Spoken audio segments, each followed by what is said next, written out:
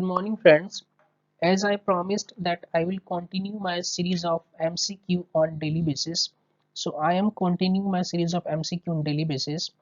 But I have a small request to make from each of you. Please do keep watching the MCQ on daily basis just to make sure that you are very much thorough with all the questions, all the parts like substantive, procedural as well as local. I will provide you MCQ on each of them.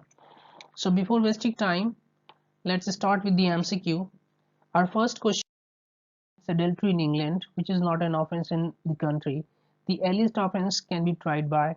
We have got four options here. The first option is the court within whose local jurisdiction the adultery was committed.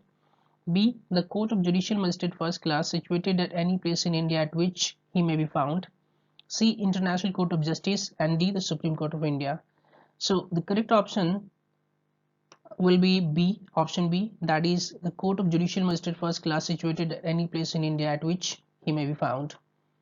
Although the adultery, this offence has been repealed by 2018 case, and if you remember, if you can recall your memory, you must remember it's Joseph Shine. What was the name of case? Joseph Shine. And where do we find the provision of adultery? Under section 497. Anyhow, we do not have this section anymore because that has been repealed by this case in 2018 by this Honorable Supreme Court of India. So let's move on to second question. The second question is, warrant case means a case. We have got four options here. In which a police officer arrests without warrant. B. In which the court in the first instance shall issue a warrant of arrest against the accused. C. Relating to an offence punishable with imprisonment for a term not exceeding 2 years. D. Relating to an offence punishable with death, imprisonment for life, or imprisonment for a term exceeding 2 years. So the correct option is option D, that is imprisonment with death, imprisonment with life, or imprisonment for a term exceeding 2 years. Now what you have to concentrate on, you have to remember exceeding 2 years. It's not 2 years. If you don't remember it exceeding 2 years, then it shall become summon case. If you remove this, the death and imprisonment, and if it is below 2 years, then it will become the summon case, not the warrant case. So let's move on to third question. The third question is, a chief judicial magistrate may pass a sentence of what terms of imprisonment? We have got four options here. Option A, imprisonment for a term not exceeding 3 years, or fine not exceeding 5,000 rupees, or both. Imprisonment for a term not exceeding 3 years, or fine not exceeding 10,000 rupees, or both. Option C, imprisonment for a term not exceeding 7 years, or fine not exceeding any amount, or both. Imprisonment for a term not exceeding 7 years, or fine not exceeding 1 lakh rupees, or both. Now the question is about the chief judicial magistrate. It's not about the judicial magistrate, CJM. So what fine and punishment can be imposed by chief judicial magistrate? So the correct option shall be not exceeding any amount of both. So the option C is correct. That means imprisonment for a term not exceeding 7 years, or fine not exceeding to any amount of both, right? Let's move on to fourth question. Fourth question is, no wife shall be entitled to receive maintenance from her husband under section 125 of CRPC if. Now it is not asking, the question is not about when the wife shall be entitled to get maintenance. The question is when she won't be entitled to get compensation. She won't be eligible to get compensation. No wife. So we've got four options here. Option A, she has obtained divorce from her husband and has not remarried.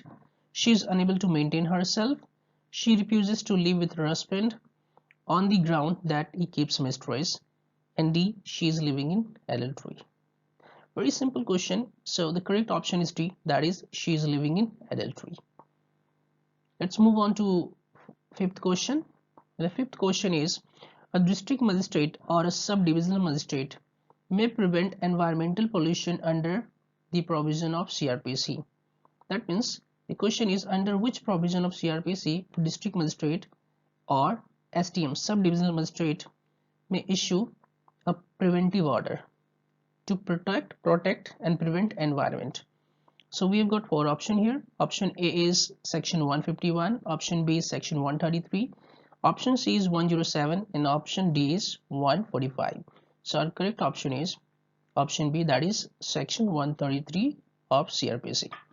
Let's move on to sixth question.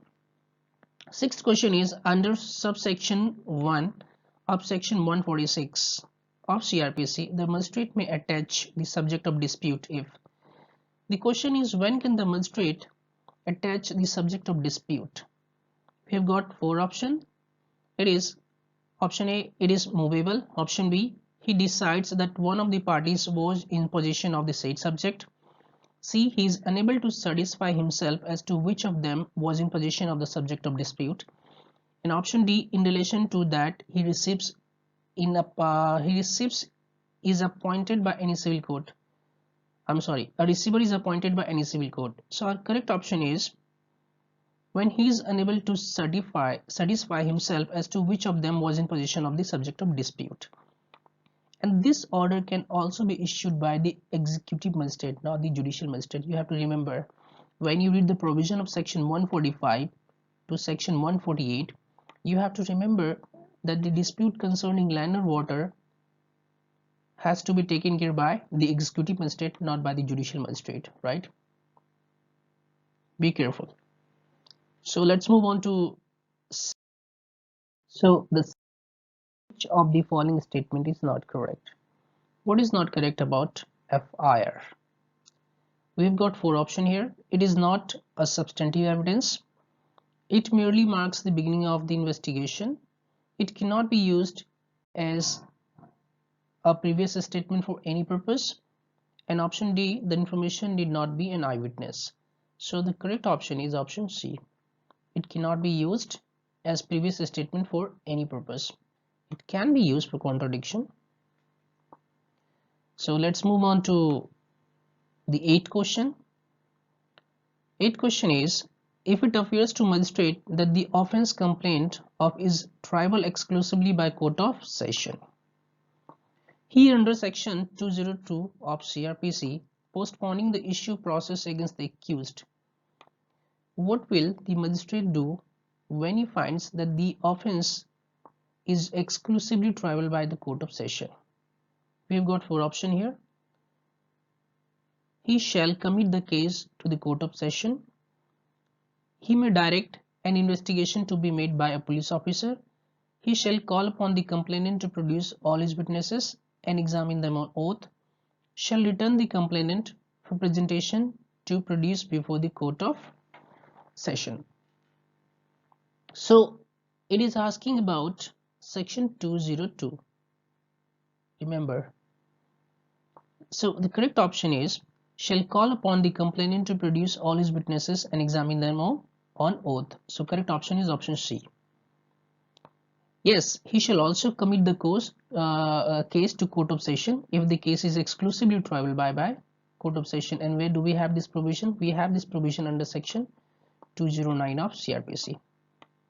Committal by the magistrate to court of session when the offence is exclusively triable by court of session.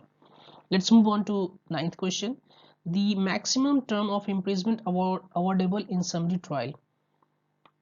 Maximum term of imprisonment which can be awarded in summary trial is, we have got four options here.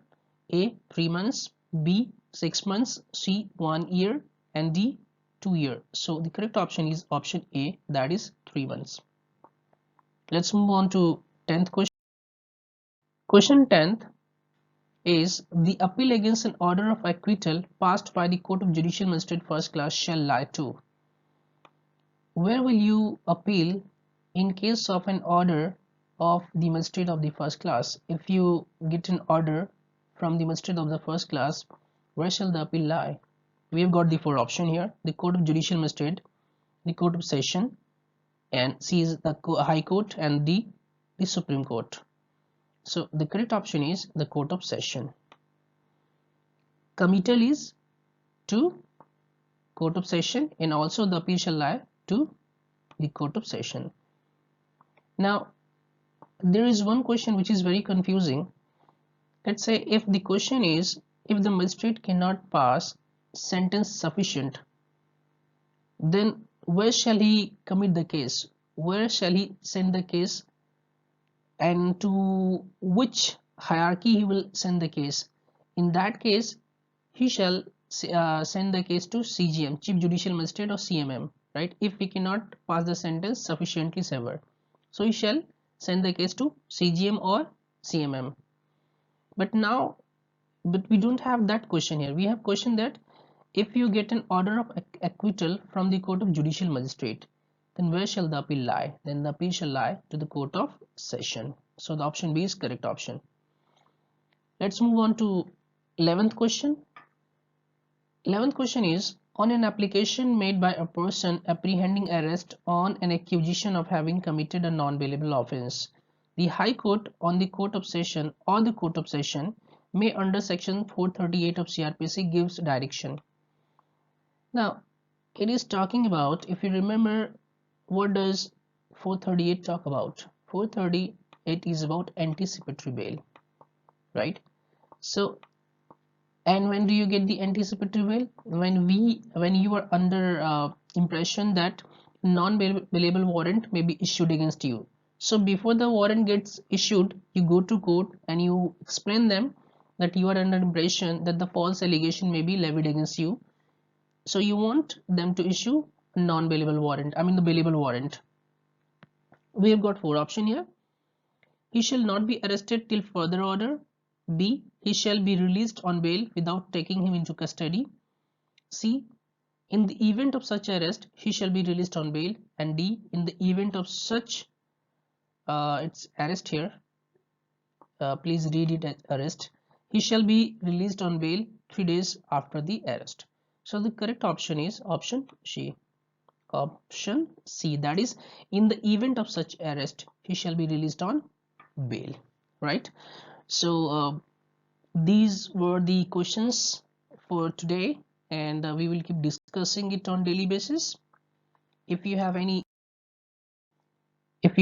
query, please do write me on cklegalogy@gmail.com, and I shall be more than happy to reply you or to get any feedback and to work upon, so that I can bring some improvement in the contents and the explanations.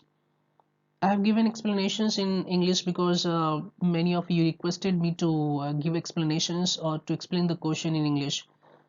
Otherwise, I'm good to go in both the languages. I can explain things in Hindi as well as English.